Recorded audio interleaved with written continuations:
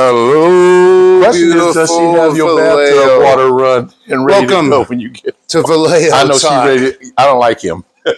Hanging out with two guys here. We got a real deal here, girl. Letting them finish it. Hey, welcome to Vallejo Talk. Trying to get this going back again. We got a hot topic going right now. Let's get right to it. 3 schools just closed down in Vallejo last night. The school district decided to vote on closing 3 schools. That's fine, but we want to come here with a different approach on Vallejo Talk. It's all about solutions, and I'm here with a topic about trade schools. I got 2 gentlemen right here to answer the question of the importance of trade schools in a city and what that can do to our Vallejo community. I'm sitting with 2 gentlemen that are both entrepreneurs, both that believe in human development. The key is human development.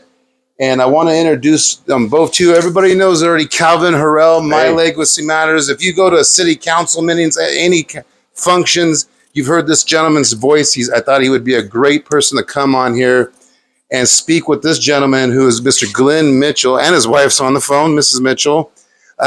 This gentleman and his family have a welding family here in Vallejo, but they want to take it to the next step up and bring a trade school to Vallejo. They want to start a welding school, but not only just a welding school, but also home economics, financial literacy, life coaching. And so I thought it would be fun and something to benefit of the community to get these 2 gentlemen to talk about the benefits of trades and trade schools in Vallejo. I'd like to first introduce Mr. Mitchell. If you could kind of give us a quick rundown about your business and what gave you the idea of wanting to build a welding school. And then I'd love Mr. Harrell to respond and you guys have a good conversation. All right. Well, good afternoon. I'm Glenn Mitchell, and my school is called Hot Dingleberry Academy, Hot Dingleberry Welding Academy. And we're at 100 Railroad Avenue in Vallejo. And we've been there for about a year. And our goal is to bring this school to full fruition for the young people, to help give them others. Academics is very important, and that's number one. And also a trade. Everyone is not going to go to college. So we need people to go to trade school, welding, electricity, photography, you name it. We want to broaden their horizon, and we are very excited, and we need some support through our community, and you can hear more about us. You'll hear more about us soon. So, and I want to jump in because the trade school challenge, and I call it a challenge because we oftentimes look at our schools and our young people as not having guidance or being a disturbing environment in the traditional school environment. And oftentimes it's because they don't see the real value in some of the things that they are experiencing, and there's not a connection. So many of our kids are hands-on. They want to be hands-on, but we put them through a traditional curriculum, which is, okay, that's the system. We put them through a traditional curriculum that may not bring out the absolute best in what their skills are. So the value of a trade school is, one, as we know, the trades are paying better than professional positions at this time. AI proof. The AI and technology is likely not going to have the same level of impact as it is on a traditional employment situation or a traditional career trajectory or position. It's interesting. I get emails about ads for our company. People saying, "Hey, I want to be a customer service rep." We don't need a customer service rep, because customer service is a very narrow function with very specific line items of these are responses to these questions that can all be programmed, answered by AI, answered by automation. So you have to insulate yourself from the obsolescence of your skills. I think that's a way to put it. But a big piece of it too is the economics. A trade school environment has a much or completion of the skills, and jobs in the trade will pay off student debt a whole lot faster than traditional curriculum at 60, 80, 100, 150, $200,000 if you're not scholarshiped. So which way do you go? There are challenges with the trades, and that is, how long can you work in the trade? How hard is it on your body? Those are some challenges, but I'm certain that that's getting much better because technology's improved the equipment that's being used. Right. I like when we went to GVRD, you were bringing up about how the trade affects the human, the man and the woman. Mm-hmm. Could you elaborate on that? You were saying about like you were saying about having that trade and getting in there and doing something and welding and creating something. It affects the person. What were you getting at that? Well, it brings out all your skills, all your skill levels in you, your eyesight, your hand, your creativity. And that's the thing about it. You want to be creative. Welding is like an art. It brings out your full potential. And also too, when you use a hammer, you take out a little frustration. Just joking. But when you use it, you got to be able to use the hammer. You got to be able to use your tape measure. You're using different skill levels to get that done. And also too, it's fulfilling. It's very fulfilling to go to work and build something or create something or read your schematics. Yeah. It's a great opportunity for people that's interested and people that may not know they're interested, but they get the opportunity to Absolutely test their skill level. Well, you get to see your progress right in front of you because you're building it. We can write letters and respond to emails all day long, and at the end of the day, you say, I didn't get anything done today, because we really don't get to see the culmination of our day's work because it's always something else added to it, right? An email back and forth. Where this, in a welding environment, in a plumbing environment, in a carpentry environment, here's today's workload, and we're going to build this. And then you stand back and say, damn, I need to grind that piece down, but this is good. I did well. You can self-measure and self-adjust. And that's a huge thing. Lynn, sorry. Go ahead, ma'am. And every time we cross the Benicia Bridge, for instance, I'm always reminded that my husband helped weld. Right over, I look over to the left, and my husband helped weld those pieces. Mm-hmm. That's something you kind of take lightly, I notice, and every now and then, oh yeah, I worked on that. You go to the waterfront, restaurants down there, you help build those barges or what have you for them to eat down there, help connect the dots. But the more we travel, the more I see your work. And interestingly, if we think about it, we hear the stories of the elders that tell us how they worked on the bridge. Uncle Joe worked over there. I got a grandfather back in New Orleans that worked on the Panama Canal. That was my grandfather. Yeah, way back then. We're talking about many decades ago. But at least I know the story. Right. I know he did that, and I know he was a part of that. And that, I was a part of IBM, or I was a part of Tesla. And really? It's not, it's not something that you can really put your hands on and say, this is what I built. This is where my contribution was to create this system, a better system. And now, when we talk about skills and trades, that's the heart of Vallejo's community as a shipyard. Industrial. For 141 years, Vallejo attracted some of the most crafted skill and trade humans in probably the planet. That's why I believe sometimes, like meeting people like you and some of the other folks in Vallejo, I'm like, wow, you're dealing with, for 141 years, Vallejo attracted the world's talent to come work at the shipyard. You guys want to elaborate on that? I think that Vallejo's always been a rough and tumble town from the beginning. I mean, there's stuff that people can't even imagine that was going on. It was a Navy town. What goes on in a Navy town, okay? So Vallejo was rough and tough. It had its same challenges, there was corruption and everything else because it exists. Folks get all upset because of what they see today. No, we're not going to get better as a species. I'm sorry, I don't believe it. Somebody will always be trying to take advantage of other people. Simple as that. That history of Vallejo still permeates this entire environment. And you're absolutely right. In my opinion, you're absolutely right. Trades are of incredible value to a community because in my experience, I see that good tradespeople, they care more about the spaces they work in than good office people. And it might not be something that people are conscious of, but it's my experience. I observe it.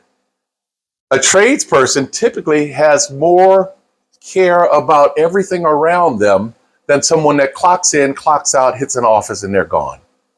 That's where we are. Right. And also, I just want to also bring up that it's the kids are our future, and so the future of America and the future of Vallejo. And also, too, on the flip side of that, we have some homeless people that are down and out that needs a hand, and it's two different sectors. You got the young people that are coming up that need support. We have the homeless, there's a small amount of homeless that are actually ready to go to work. They're ready to change their life. And so we're bringing these life skills to help pump those people or pull those people out of the gutter. They choose to come out of the gutter. Now we got a valuable person that has experience on that side and then trying to give them a second chance. Who don't want a second chance? Yeah, that's fair. That's really fair. We also have the probation department and everybody else that people are here with. That this is an area where those kind of qualifications or lack thereof, those things are not considered. Your skills are what you're worth. Your skills are what you're worth. You can get a job if you're an outstanding welder, journeyman welder, craftsman. You're going to get employment because there's more work than there are people. I mean, if you think about it, right now I'm experiencing the refrigerator's out. Christmas is coming. We have a home warranty. So you call the home warranty people. They say, we'll schedule an appointment. Okay. It takes you 3 days to get the appointment. Then they got to order the part. It's another week. Why is it taking so long? They don't have the people to come and analyze the problem on the refrigerator to say, hey, your compressor is completely shot. We've got to order a new one. Right? They don't have the people that when the part comes in, they can immediately go and install it. No, we're going to schedule you out another X number of days. And here we are, 10 days? It's 8 days before Christmas. Do I have to go buy a refrigerator? Because Christmas is an important date to have dinner. Wow. So do I need to buy a refrigerator between now and then? Wow. This is ridiculous. But to the point, the trades are desperate for people. Now, how does this affect Vallejo and the situation that occurred last evening with the school closure? And by the way, against popular opinion, perhaps, I support what the school board did. They have to change the paradigm of what we are doing. We cannot operate a school district with 10,000 that's based on 18 or 20,000, facility-wise or otherwise. How many parents actually have their kids walk to school? You know, the concept of that local school, when you're dropping your kid off to school, kind of gets erased in there, doesn't it? It's like, if you're driving the kid to school, what difference does it make if you got to go 6 more blocks? So we're fussing about the inconvenience. Another example would be relative to the decisions that were made. And another example would be, if the school were to have a fire and could not be occupied, would you have to change schools? The answer is yes. So we're having a fire. We are bankrupt effectively. The budgetary conditions say this school district doesn't have the money to sustain. We have to make the changes. So all of that to say, we're losing school sites for elementary school education, but perhaps if we have the will and the right negotiated leasing prices, etc., of course, safety and all those protocols have to be put in place. But could one of those facilities or another facility in the city, school district, this is part of education in my opinion, Could any of those be used to house a local trades school? And you see how many students would be interested in that trade school.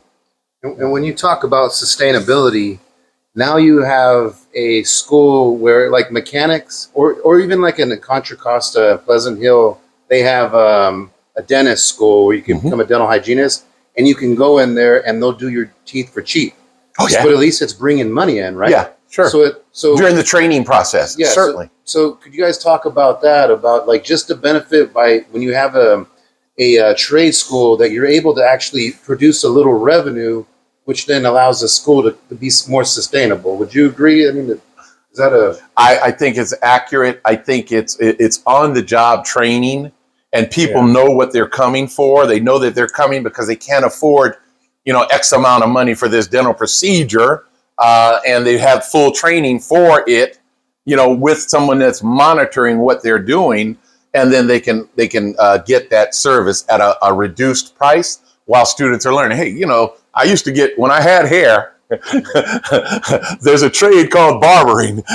When I had hair, I'd go to the barber school. Now, why? Probably because I'm a little bit on the cheap side. I could get my hair cut for almost half of what I would pay to a traditional barber. And it was fine by me. So you're absolutely right. There's training, there's economic benefits. It's actually an ecosystem that can be created as a result. Now, might be some challenges by some people that are protecting their space. A mechanic doesn't want you to teach people how to fix cars because they might feel that you're the competition, when in reality, no, you're the competition of yourself. If you do the job right and you do it well and you treat your customers right, they won't go anywhere. But if you're not doing the job well, if I'm the competition, I expect them to come to me. So don't blame anybody else because they have success and you're not reaching success. Now, Mr. Mitchell, with your welding school, you're offering now, because your family also does welding, you're essentially offering a placement program system, right? Is that you now offer, not only do you get the trade building, but now you get offered a chance at actual employment. Would you like to talk about something about that? Yeah. Also, like I said, when you go through the program, it's initially a 6-month program, and then after the 6-month program, you pass your tests. And some people are not good test takers, but they're better hands-on. So we offer like a 3-month period when you come out and you work with a journeyman welder, and so you get a chance to get hands-on, get a chance to get some training in the field. And so that's it's an internship. An internship. There you go. So it's like an internship. And then after that, we have people that's going out looking for employment for you. It's not guaranteed, so I'm not going to lie to you. But I just want you to know that but they will have opportunities to come alongside on some of the jobs that are actually coming through true welding. Right.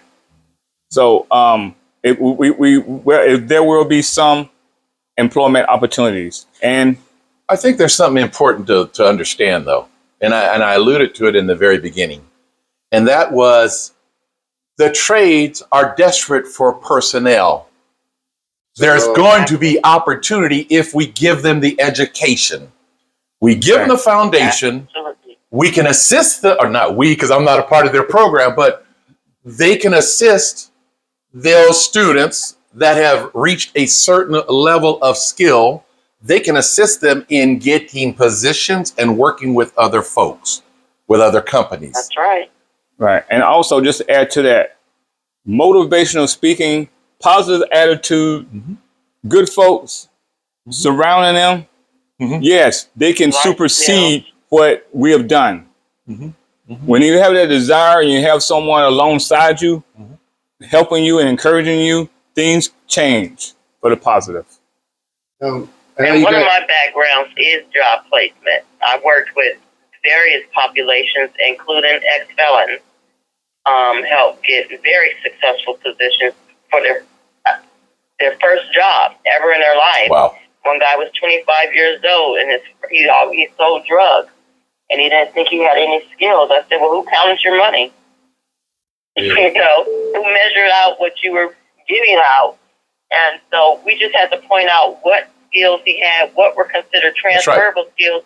No, he didn't get a job in sales, but he did become a groundskeeper at Hayward State University, his very first job. There it is. Yeah. I know both gentlemen, you and Miss, are busy, so I want to get these last two questions. Winded it. I want to wind it up. I appreciate you both, all three of you, taking this time. I think this is a very important interview for our city, our community, to realize that there is something out there that don't let this discourage you. There are people in our community that are trying to make a really big difference and bring something. And I think this is so key for Vallejo and our city management to get behind it, because right now in Solano County, we're going to be affected by two major industries leaving. Oil, Vallejo is going to be leaving, and Anheuser-Busch is going to be leaving. So our own community is going to be very much seeking out, not only just Vallejo, but other parts of our Solano County, our region is going to be seeking out new trades. And I think it'd be so important that Vallejo becomes that hub of trades again. Would you gentlemen agree? We'll start with you, Mr. Mitchell. Yes, sir. It's very important to put forth opportunity for people, and the trade school will be a great opportunity. Some people get into the trade and they realize, wow, I want to do this part of it. Oh, wow, I want to be a contractor and I want to do this part of it. So it's not only just the welding, there's other branches off of that a person can excel in. And so we're very excited to have this opportunity to bring us to Vallejo. And now Solano County, I mean, they're going to be relying on us. Mr. Harrell, your response to the importance of this now in this time. There's so many things that are going through my head. If shipbuilding takes place in Solano County, welding is a trade that shipbuilding needs. Now, there are some robotics that will certainly be used in those types of situations, but there's stuff that robots can't even do. Correct. So technology is going to be there. It's going to be there for everybody. It always has been.